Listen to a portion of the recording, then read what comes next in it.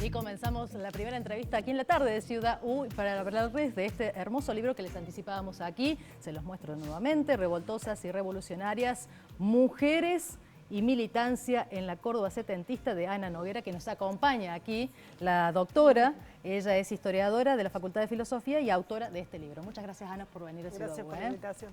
Bueno, Ana, queremos un anticipo. Sabemos que se va a presentar el jueves a las 19 horas. Es en el Archivo Provincial de la Memoria, ¿no? Exactamente, del Archivo Provincial.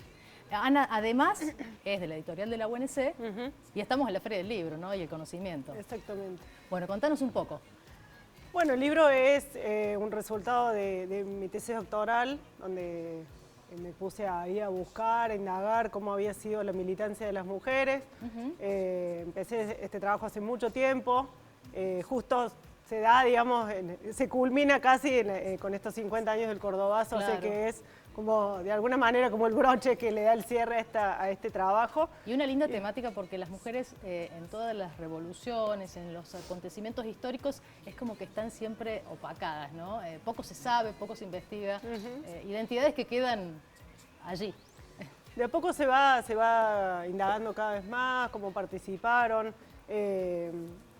La invisibilización tiene que ver con muchos aspectos que también atraviesan a la historia, digamos, a la historiografía. Y entonces también las preguntas sobre esa época han estado enfocadas en otros protagonistas, generalmente varones, porque son mayoría, digamos, eran mayoría. ¿Y quiénes contaban las historias antes? ¿Tiene que ver con esto también? Que tal vez eran ellos los que contaban la historia y... Sí, tiene que ver con las preguntas que nos hacemos socialmente, ¿no? O sea, que socialmente vamos habilitando temas, problemas, preguntas, y que quizás apenas concluyó la dictadura en los 80, en los 90, los problemas y lo que se buscaba entender de esa época era otra cosa. Claro. Y también, digamos, como que las cuestiones de género siempre están como invisibilizadas, un poco marginadas. Nada que ver con lo que puede ser ahora, lo que se ha avanzado en términos de incorporar la perspectiva, los análisis, por las mujeres y también por los varones. Digo, las preguntas por la masculinidad también son parte de esto. Y va cambiando, digamos, la historiografía también se va moviendo al ritmo de las demandas sociales. Y me parece que tiene que ver con eso, ¿no? Poco a poco vamos viendo cómo ellas participaban, qué hacían. ¿Y quiénes son los protagonistas? Bueno, en el caso del libro, de la investigación, son mujeres que participaron de dos organizaciones armadas, del PRT-ERP y de Montoneros. El libro se enfoca en Córdoba. Entonces, quizás, digo, hay algunas mujeres que participaron en otros espacios, pero me parece que todas se van a sentir como de alguna manera involucradas en lo que se va contando, porque lo que intenté hacer es no solamente ver cómo se dio en esas dos particularmente, en esas dos organizaciones, sino también, bueno, cuál es el contexto social de la época, cómo se las veía a las mujeres. ¿Y cómo se las veía a las mujeres? Bueno, en los primeros 70, uno cuando lee el diario siempre las ve como algo novedoso. El diario siempre, la prensa, digamos, siempre lo destaca como algo que llama la atención, ¿no? 3 hombres y una mujer siempre está destacado en el título o en alguna parte de la nota que haya una mujer que está participando de algo que socialmente es disruptivo, de alguna forma. Desde ese punto. Sí. Desde ese punto, de la disrupción de un lugar, de un espacio, que si bien ellas ya venían participando en política, lo hacían desde el Eva Perón y todo el voto femenino, participar, por ejemplo, en una acción armada es algo que dentro del imaginario social no está. Claro. Como algo totalmente aceptado. Y más entrado a los 70, cuando ya se vuelve más masiva la militancia, cercano al año 73, 74, hay como un proceso inverso de demonización, si se quiere, ¿no? Mucho antes, muy previo al golpe. O sea que no está ligado solo a los militares y a la subversión, sino a la digamos, que no es aceptable socialmente que las mujeres transgredieran de tal forma ese lugar como madres y como guardianes del hogar, que es el lugar ese tradicional. Claro. Entonces ellas van estaban rompiendo. allí en vez de estar, claro. Claro, estaban allí. Sin embargo, ellas son trabajadoras, son militantes, son estudiantes, son madres, o sea, gran cantidad de mujeres militantes eran madres, o sea, no tenía que ver con eso. Claro, sino pero con... ese peso social siempre está marcado sobre la mujer, sobre el varón de ninguna manera, ¿no? Sí, es como rupturistas hasta un punto en el que ya no se hizo, digamos, que no era aceptado socialmente. Digo, en la demonización del subversivo joven, y si era mujer, peor todavía. Claro. ¿No? Hay como una doble o triple disciplinamiento. Y también se va a ver, digo, se ha probado en los juicios este castigo doble, por ser mujer y por ser militante, ¿no? En los abusos sexuales, en los campos de concentración, en la cárcel.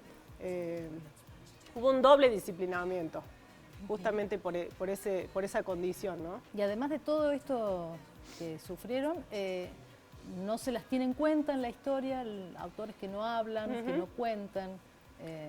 Bueno, era sí. y tu lucha, ¿por qué buscar este tema? ¿Por qué rescatarlas de alguna forma? Es medio, o sea, cómo salió el tema es medio fortuito en la medida en que fue una invitación de una compañera hace mucho tiempo, de empezar a pensar una tesis anterior a esta.